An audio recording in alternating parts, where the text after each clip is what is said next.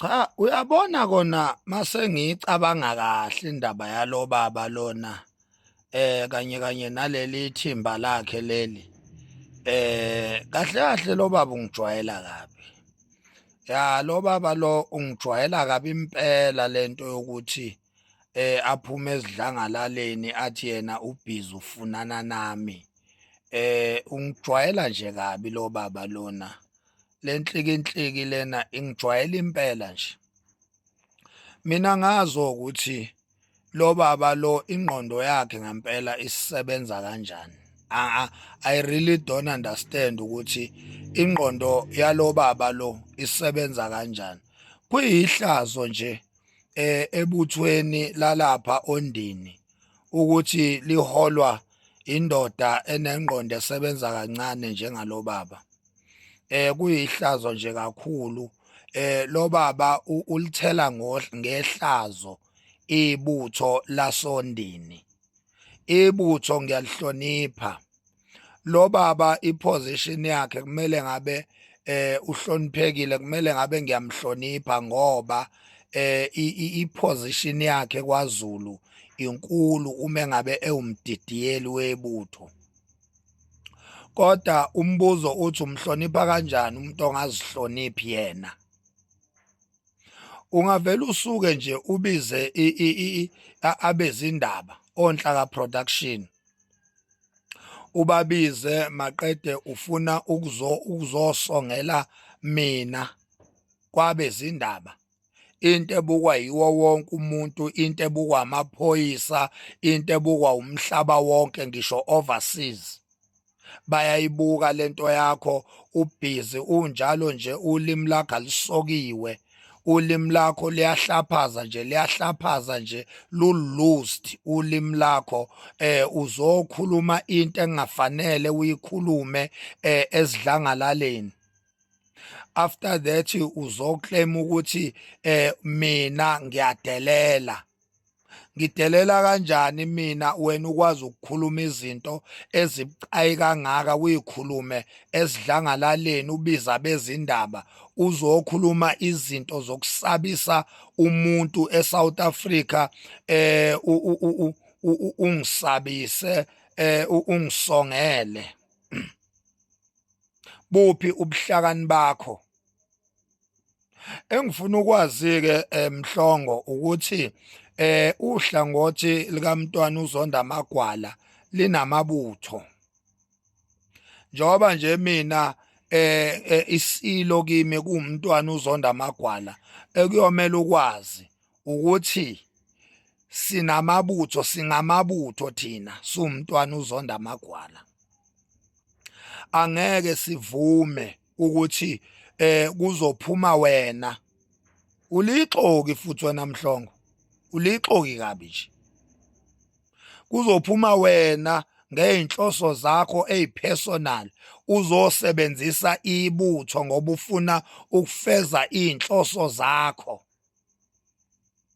Ufuna ukufeza inhloso zakho, ufuna ukuvela uyikhathalela bukhosi lika Misizulu. Ufuna ukuvela ukhona uzothandwa laphana esayidini lika Misizulu ngoba phela uyaziwa wena. Uyaziwa ukuthi uyixoki wena. Wena owawuhola ibutho kuphelezelwa uMntwana uZonda Magwala eya ekhweni laphana ikuphi isenquthu noma isemtuba. Wena owawuhola ibutho. Usohlangothini likaMntwana uZonda Magwala la ngikhona mina.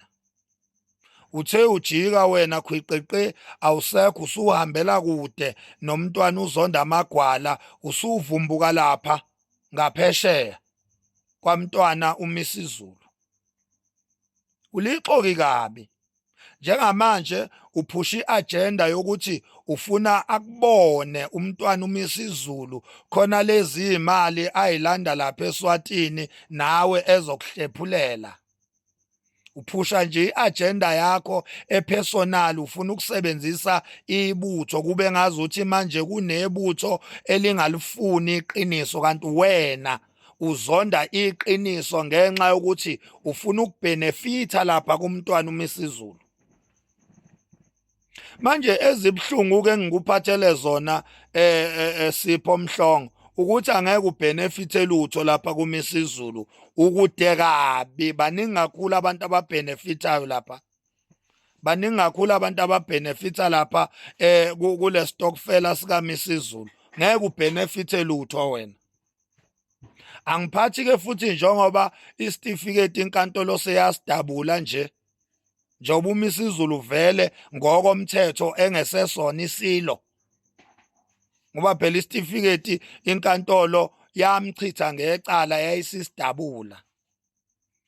Uyobhenefitha nini ke wena ngoba njengamanje we are on the road to inkosi inkosi Silo uZonda Magwala ukuthi ahlale esihlalweni sakhe ngokusemthethweni.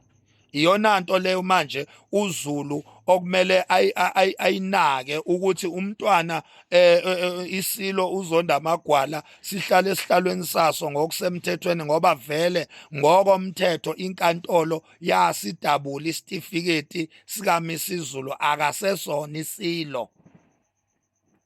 So wena baba uMhlongo kumele ngabe impela ungohloniphekileyo esikhundleni sokuba umdidiyelo wamabutho, kodwa ngenxa yokuthi awuzihloniphanga wena, sizokuhlonipha kanjani thina?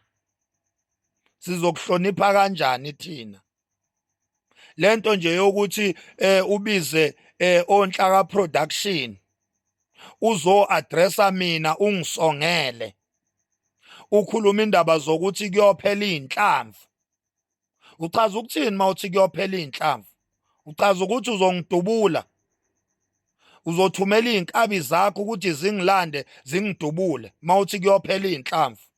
Athini lawo mazwi uma elalelwa abomthetho, mayelalelwa inkantolo, mayelalelwa amaphoyisa? Athini lawo mazwi uma ngabe ngempela uMax Makhanya esedutshuliwe? Athini amazwi athi kuyophela inhlamvu, ungifuna ngapha nangapha, ungifuna uthuli, sewubuya koMbumbulu, ubuya koMayville, uphezulu manje koGoli koNdonga ziyaduma, uthi ufuna uMax Makhanya, umfuna la futhi kuyophela inhlamvu. Athini lawo mazwi lawo uma ngabe elalelwa inkantolo igazi lami selichithekile?